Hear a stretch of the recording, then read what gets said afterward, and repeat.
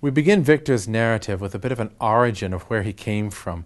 It's always good to hear the origin of a character. It tells us something about who that character is. Well, Victor reveals that he is Genevese by birth. He's from the city of Geneva in Switzerland. Geneva is right on the border, Switzerland, Italy, France. So it's a very cosmopolitan city. It has a lot of different cultures all wound up into that famous city of Geneva. And Geneva was not just a cultural center, it was also a vacation spot because it's an absolutely gorgeous city. And it was here that, remember, Mary Shelley vacationed with Byron and her soon-to-be husband, Percy Bysshe. And it was out on Lake Geneva that they would frequently go boating. And it was also here that during that awful summer, they told stories with one another, and Mary Shelley had the kernel of an idea that later blossomed into the full-fledged novel of Frankenstein. Well, Victor goes on to describe his father, and he says the following about his father. My father had filled several public situations with honor and reputation. He was respected by all who knew him for his integrity and indefatigable attention to public business.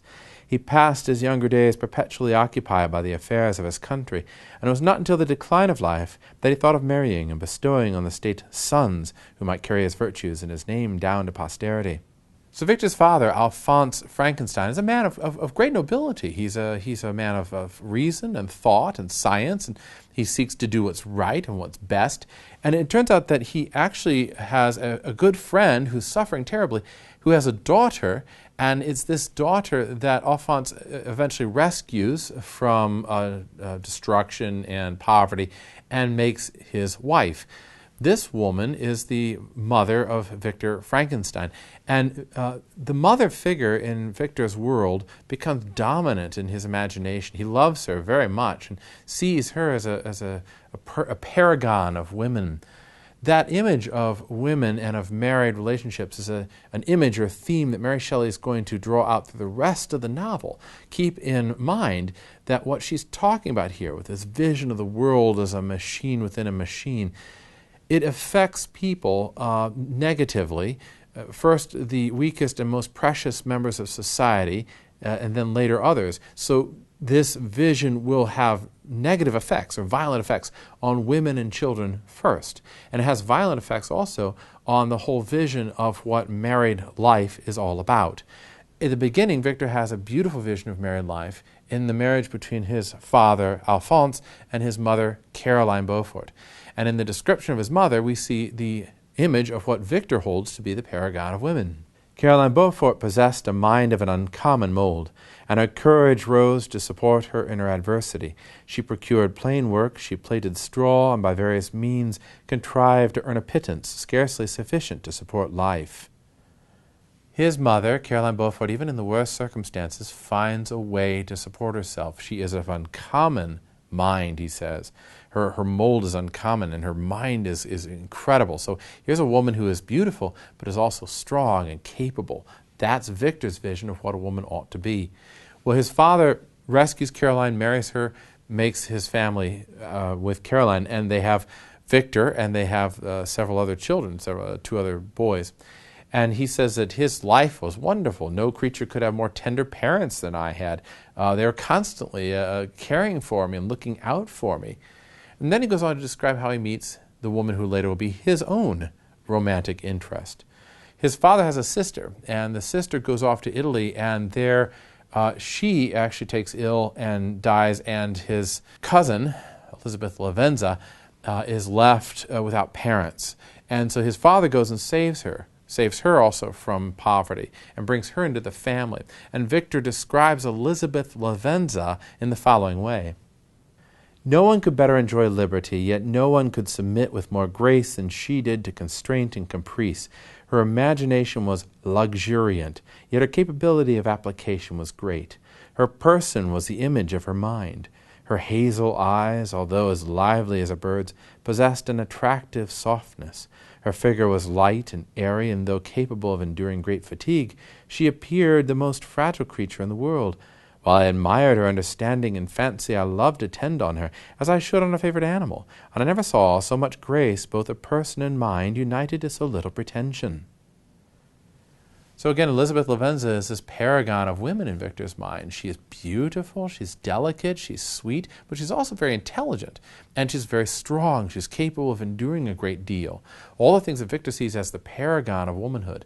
And this character of Elizabeth Lavenza is also very well loved by Victor's mother, who actually sees in her something quite remarkable. And the text says here, "My mother saw the most beautiful child that she had ever seen, and showed signs even then of a gentle and affectionate disposition. These indications and a desire to bind as closely as possible the ties of domestic love determined my mother to consider Elizabeth as my future wife, a design which she never found reason to repent." So even his mother desires Elizabeth to be his future wife. Not only does he love Elizabeth, but his mother loves Elizabeth, and so both the female figure in his mind is a paragon of women, admires Elizabeth, and then Elizabeth, becomes sort of his own vision of what beauty ought to be. We bear that in mind as he progresses throughout the novel to a slightly different position. Well, there's another character that is introduced here who is the best friend figure. We've got the father, Alphonse, and the mother, and Caroline, and now another figure who is his equal. And this fellow, Henry Clerval, becomes his best friend. He says here, "My brothers were considerably younger than myself, but I had a friend in one of my schoolfellows who compensated for this deficiency. Henry Clerval was the son of a merchant of Geneva, an intimate friend of my father. He was a boy of singular talent and fancy. I remember when he was 9 years old, he wrote a fairy tale which was the delight and amazement of all his companions. His favorite study consisted in books of chivalry and romance, and when very young, I can remember that we used to act plays composed by him out of these favorite books, the principal characters of which were Orlando, Robin Hood, Amadis, and St. George."